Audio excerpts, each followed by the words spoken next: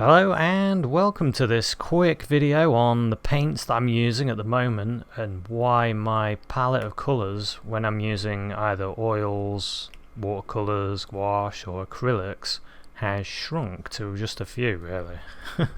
Just a few colours. Obviously the white, everybody's gonna need that, so that's pretty much a given, but the other colours, I tend to only use one yellow. And a lot of the time when I'm doing landscapes and portraits, yellow ochre seems to cover everything. I mean, the only a few times where you need like a cadmium yellow, but generally yellow ochre is my go-to of yellows. Greens, I tend to use sap green because add a little bit of blue in with your green and you've got quite a lot of cover of various versions of green. And of course the red in the green dulls the green, makes it more of a brown.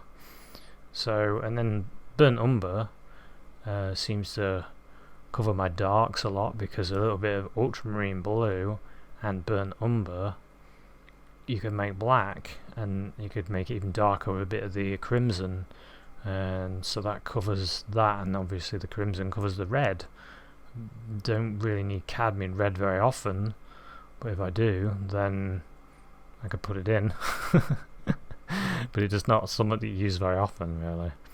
So, so my colours at the moment, my palette of colours: yellow ochre, sap green, burnt umber, permanent alizarin crimson, and ultramarine blue. Now, sometimes I'll throw in cerulean blue, or like I was saying, cadmium red or cadmium yellow. But generally, these are my palette of colours, whether I'm using watercolours, oils, acrylics like I've got out now. I always come back to these few colours.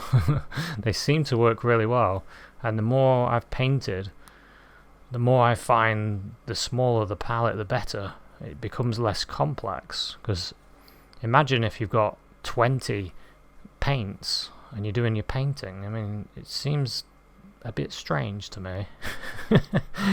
It's something I used to do though. I would have lots of different colours, lots of different versions of blue, and have them all out, all the different blues, all the different yellows, all the different greens.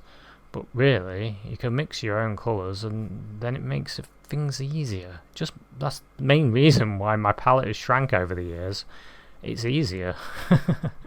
And if you're painting outside, because I quite like doing plein air painting, you've got less paints to carry and you get used to your few colours that you've got for mixing, so the strategy of painting becomes a little bit easier. I'm not saying that this is the palette you should stick with. I mean, you should find your own palette of colours. It's just a little bit of advice. Might help you out and it might not. I just thought I would share this quick video before I do a painting myself, because I'm itching to have a go at a seascape, and actually I'm itching to paint all sorts. So hope you enjoyed this little video, and I'll see you at another one. Cheers, bye.